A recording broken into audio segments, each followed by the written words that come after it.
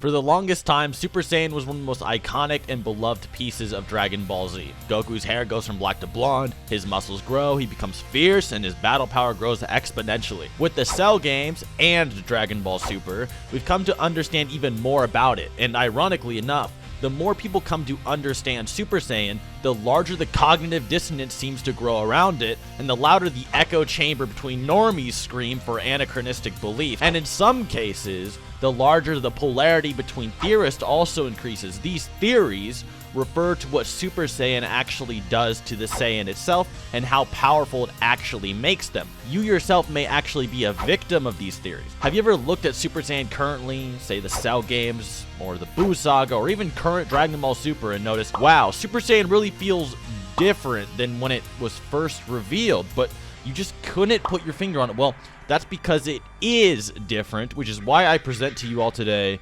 why Super Saiyan is stronger than people think.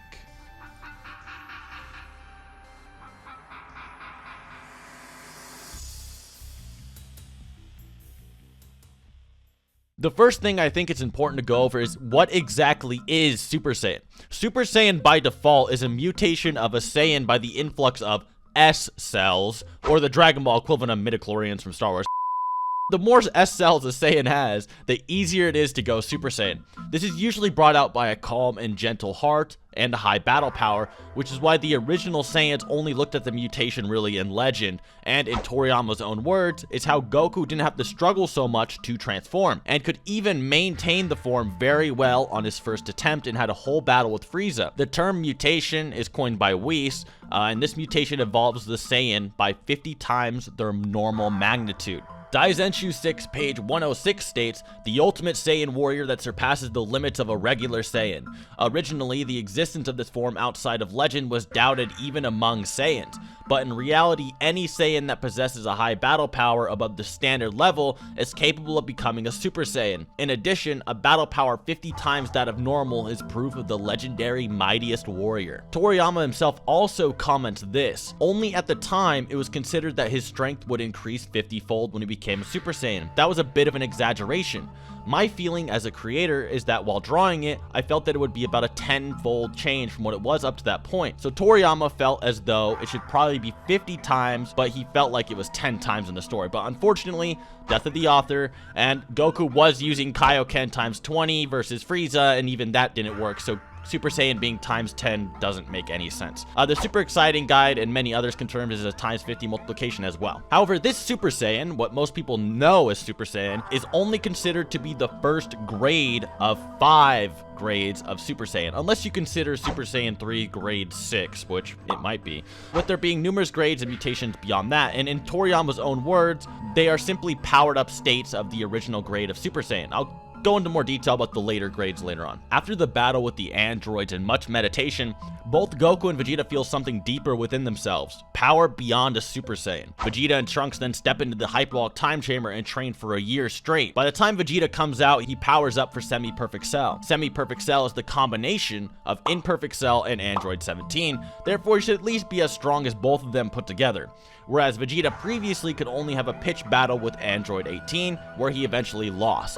Vegeta then goes full power, and Semi-Cell sees nothing to fear from Vegeta's Super Saiyan power, even at max. But then, he transforms into a Super Saiyan Grade 2, which causes Cell's distress. By default, Vegeta would have to become over twice as strong as he was in his fight with Android 18 a year ago, and most speculate it'd be a 3 times plus increase, since both Android 17 and Imperfect Cell individually were stronger than 18 to begin with, and by a large margin.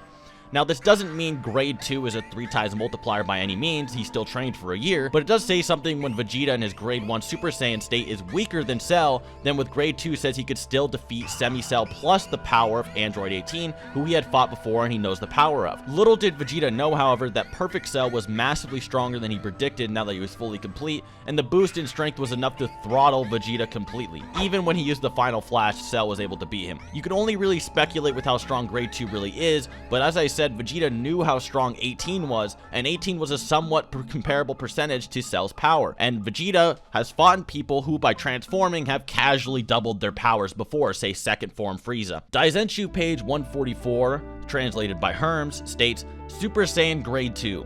A Super Saiyan that has surpassed the limits of Super Saiyan, that's grade 2. Muscles are even larger than grade 1, with power and speed raised as well. So as you can see, even grade 2 raises both power and speed. So it's overall just a more powerful and fast form than Super Saiyan. Whereas there's usually a miasmic community stigma that believes it is slower due to grade 3 being slower, and they just kind of associate muscle with slowness. So even this faulty grade 2 state is superior to Super Saiyan in all ways except maybe energy management. But even this isn't the Super Saiyan we know of today, so let's go into more detail. Trunks watches Vegeta fall against Perfect Cell and decides it's time to unleash Super Saiyan Grade 3, a form that both he and Krillin speculate surpasses Vegeta. The most interesting and contentious thing about Grade 3, however, is what the guides have to say about it. The Daizenshu says the ubiquitous, it's strong but reduces speed, etc. But there is another guide that goes into a bit more detail called El Manga Legendario Dragon Ball, which is a Spanish-only guidebook that is overall extremely accurate throughout most of it, going into great detail about many things, like I said, with great accuracy. It states this: the swollen muscles of Vegeta allows to see the increase of his strength. Trunks acquires strength 10 times superior to Vegeta, but his capacity for movement is more limited. Or you could also argue it's saying Trunks himself acquired 10 times and not 10 times of Vegeta. So essentially what you have here is, though, Super Saiyan Grade 3 Trunks is 10 times as powerful as Super Saiyan Grade 2 Vegeta, or, his own Super Saiyan Grade 2. Grade 2 Vegeta being stronger than Grade 2 Trunks would mean this multiplication is more than likely over 10 times. However, guides on the side can always be questioned if they contradict the source material, but in this case, there's no signs it really does. All that's important, though, whether you agree with that or not, is that Grade 2 and 3 are leaps beyond Super Saiyan, whether you agree with the guide or not. Now we get to the true state of Super Saiyan, the full-powered Super Saiyan Grade 4, otherwise known as Mastered Super Saiyan by the fandom. Super Saiyan Grade 4 is the Super Saiyan form you see throughout the rest of the series past the Cell games, and is the genesis of forms like Super Saiyan 2 and 3, etc. This form, however, has an erroneous community story behind it that everyone seems to agree to. Super Saiyan Grade 4 is just as strong as Super Saiyan, it's just easier to maintain, they always say. But this is extremely wrong, and today we're going to prove it. So the idea of full-powered Super Saiyan was when Goku realized that Super Saiyan Grade 2 and 3 were hard to maintain, and as Tien says upon seeing Goku and Gohan for the first time in Grade 4, I always thought it took a gigantic effort to stay in Super Saiyan state, but they look so relaxed. This is also shown somewhat with Gohan, who loses a ton of stamina just trying to stay as a Super Saiyan for the first time he transforms. So Goku realized that if they could remove this massive weight holding them down and sucking away their stamina just trying to stay in Super Saiyan, that their power would naturally increase. Which it did. Both the Daizenshu and El Legendario and manga itself confirm this. El Legendario states, Goku and Gohan start the precious training after Vegeta and Trunks' turn. Although Goku is able to achieve a state superior to Super Saiyan, he becomes aware that he would not be able to defeat Cell. However, he changes his mind and at last achieves a level which Vegeta cannot reach. Hence why he is a real genius. This is the guide stating that Grade 4 is a level beyond what Vegeta can do, something that surpasses Vegeta. Goku originally thought that advancing Super Saiyan wouldn't do anything, but he changes his mind and actually attained its true power. The Daizenshu then goes into even better detail, in my opinion. Super Saiyan full power. Goku trained in the room of spirited time before his fight with Cell. He draws out the power of the Super Saiyan to its limits, and the aura that surpasses him is different. This is interesting because it's saying that his aura is different from Super Saiyan, and that it brings out Super Saiyan to its true limits and without strain. Trunks even theorizes that this might be normal Super Saiyan, and that Goku could simply power up into Grade 2 or 3 versus Cell, but Vegeta states that this state is the superior one, despite Super Saiyan Grade 2 raising both power and speed. As a side note, there is a famous mistranslation that goes around that says Goku can power up without increasing his muscle mass now, but this is a faulty translation that isn't in the Viz manga whatsoever, so do take that with a grain of salt. Although that would be a cool explanation though, like Mastered Super Saiyan or Full Powered Super Saiyan is just Super Saiyan, but you're able to just power up without getting buff, right? In the manga, Goku powers up for Korin, and despite doing basic training while holding on to Super Saiyan, training Gohan for most of the time, and simply meditating for days on end without moving, just looking for new ways to advance, even at half power, he shocks absolutely everyone, and Vegeta is thrown into his turmoil, his basic inferiority complex about how Goku surpasses him. Despite Goku not training nearly as hard and only being at half power for only a little fraction of the time, It's patently obvious that Grade 4 is something else compared to Grade 1 Super Saiyan, and is more powerful, surpassing Grade 3 in power, which was stated to draw Super Saiyan to its limits, but with a massive weight on its shoulder, and the obvious struggle of maintaining Super Saiyan with extra energy. So Goku not only surpasses Grade 3 Trunks, whose punches were held off by Cell even by massively suppressed, but he more than likely does at even half power,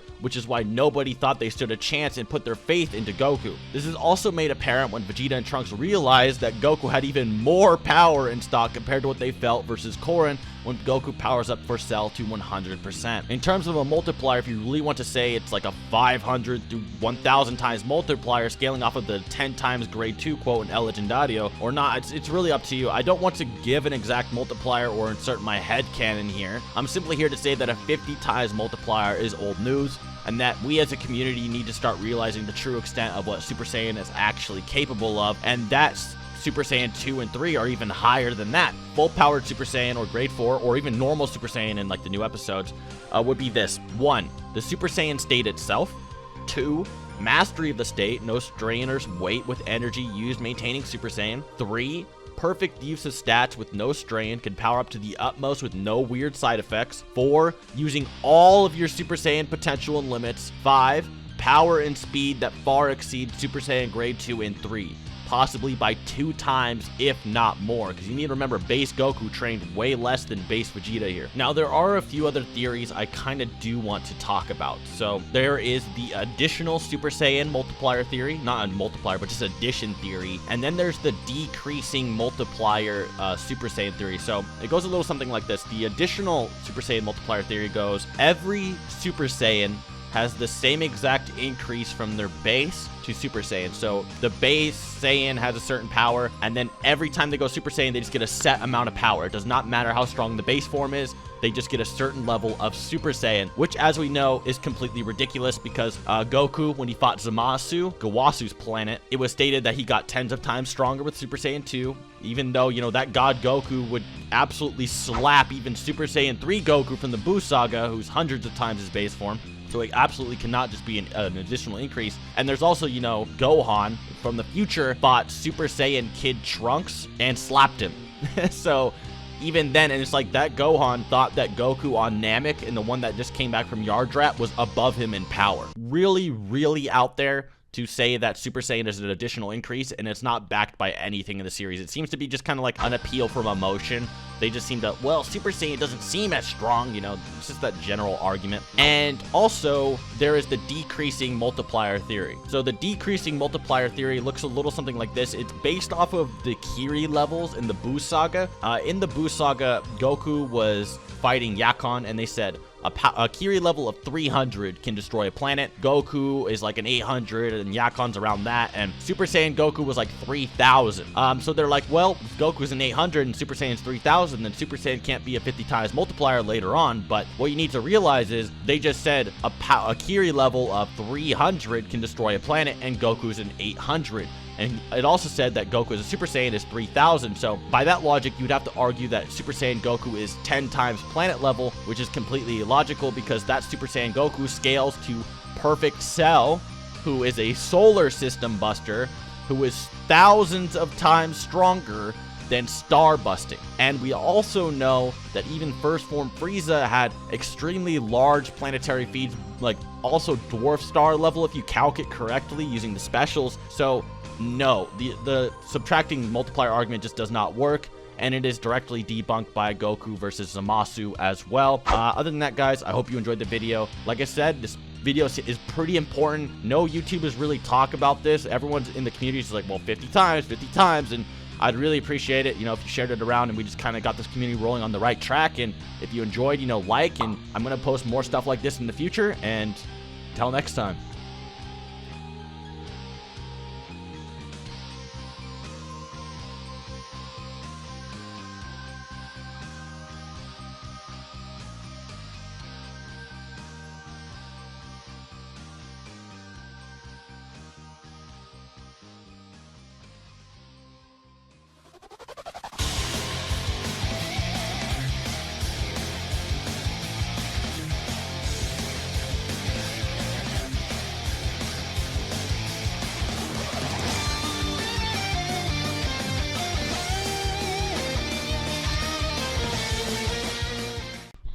talk like a man, Clyde. Alright. Let's see if I can get this one a little bit more enthusiastic, brother.